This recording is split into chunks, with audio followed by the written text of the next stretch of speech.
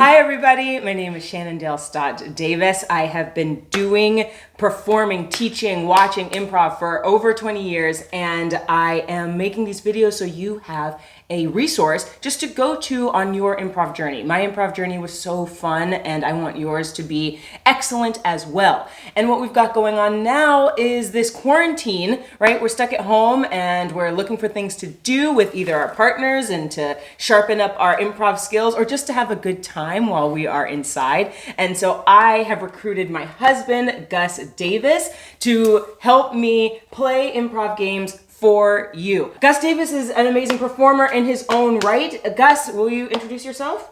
Sure. I am a magician. I have a game show company that travels all over the country doing shows. We do talks, we do lectures, we do big production stage shows, and I play with Shannon doing improv. That's right. Improv playing. You don't do improv, and I don't do magic or game show hosting, right. But our lives as performers sort of cross over. There's a lot of crossover there. Yeah. It's fun. Mm-hmm. It's fun. We'll get into that maybe in another video. So we're going to play a game that's just one word at a time story. That's what we're going to do. So one word at a time story is we are going to tell a story one word at a time. And when we think that the game is done, we're going to give ourselves permission just to go yay or done or yippee, but we want a full story. Characters. What do stories have, Gus Davis? What do they have? They have Once Upon a Time. Yes. They have the intro. Yes. Conflict. That's right. Resolution. And they all lived happily ever after. Yeah. Also, they've got characters. That happens sometimes. Yeah. What else? Anything else? If we were teaching this to a 9-year-old, what would the 9-year-old say? All the things you said. Yeah, pretty much. So yeah, we're trying to get those things involved in this story. The purpose of this, where if you're teaching or taking improv classes, is to get your mind in the space of what does a story have? When I'm looking at a scene, have these things been introduced yet? We're not going to do a scene, but we want to play this game because it's fun. You want to get your friends together, or not your friends. Whoever's in your quarantine with you. Sure, your friends, or online, and do this one word at a time. It's fun, it's exciting, and it goes like this. You're going to start. Once upon a time. Ah! A time's not one word. No, it's not one word! You also have to be good at spelling. You also have to be very patient. You have to be patient because really this isn't about getting it right? A time can be one word. I have to be patient. As an improviser, I'm like, I want to get it right. But really, it's not about getting it right. It's about having fun. So let's play like we're having fun. Once upon a time there was a child who loved to fly in the clouds. He was a blind pilot. So he never went down into the ground. One day he was flying his kite, and it fell to the ground, and he had to go get it.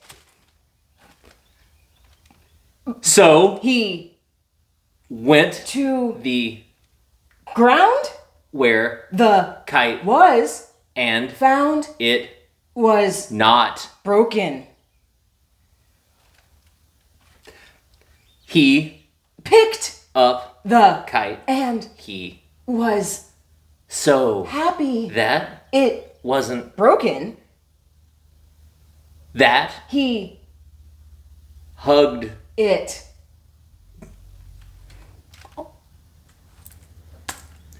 But suddenly a monster attacked them out of nowhere. I don't know how to spell. But they were fine because they couldn't see the monster who was Medusa.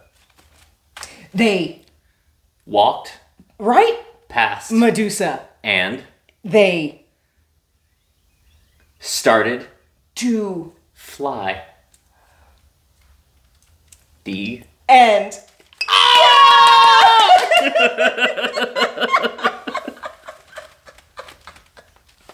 I love you so much. I love you too. Is nowhere one word or two? Leave it in the comments. You tell us. There's a group discussion about nowhere and if it's one word or not. Can you talk a little bit about how that made you feel, or how was that for you? So I think knowing Shannon for so long, one of the things that has helped me, we have a 11-year-old son, and one of the things that has helped me a lot is playing these kinds of games, because in the car on rides to school and stuff like that, he always asks for a story. And what I used to do is I would start off and I would make a retelling of Star Wars or a retelling of Indiana Jones. Just the names have changed, but the situations are exactly the same. And he would be like, your stories are amazing. But once you've made it through, you know, most of your video library, you start to get to a spot where you have to just make stories up. And so this exercise is fun because we can look at each other and we can be like, hey, that I see where you're going with the blind and Medusa and that kind of thing. That was cool. Yeah. But it also helps in general, just in general storytelling, because you know the shape of a story and you can be like, hey, we have to start, there has to be a character, there has to be something special about this character so that it is interesting enough to listen to. Then there's the conflict, and then how do we get out? It's kind of fun to tell a story, especially if you have kids, or if you're, you know, if you're just bored and you're sitting around, you're like, hey, let's make up a story. It is kind of fun to put yourself in a situation where you're like, uh-oh, I don't know how to get out of this situation, and then think to yourself, oh, okay, well, his one characteristic that we've talked about is that he's blind.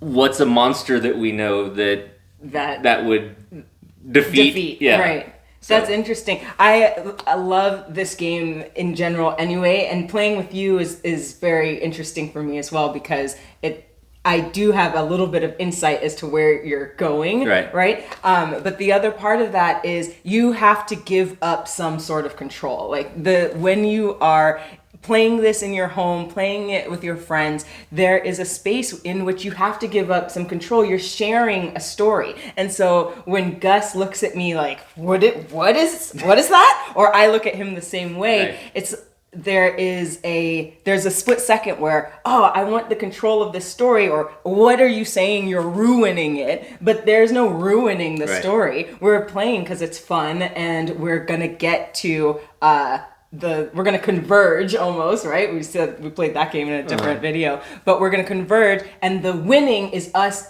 getting to the end. The winning is us creating together. So I've also seen a lot of improv because I've gone to support you as much as I can. Thank you. And I think it's interesting watching people play this game on stage, because I've seen where everybody, like, the story's going, it's going, and then one improviser takes a hard left and is like, there's a volcano, and everyone's like almost to that spot where it's like, we almost told a story, and then somebody just goes hard left.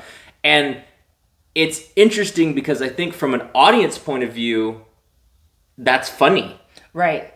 From an improviser point of view, it's like everybody is starting to build momentum towards the end of a story, and then something goes hard left, and the next person in line has to just take that in stride. Right. And I think that's just something interesting that people can play with. It's not good or bad necessarily. It's just something that you can play with, you know. I agree. Hey. Thanks for playing with me. Yeah, you're welcome. I hope you guys are playing together. I hope you are being safe and hanging out. And when this is all over, I hope to play with you on and off the stage.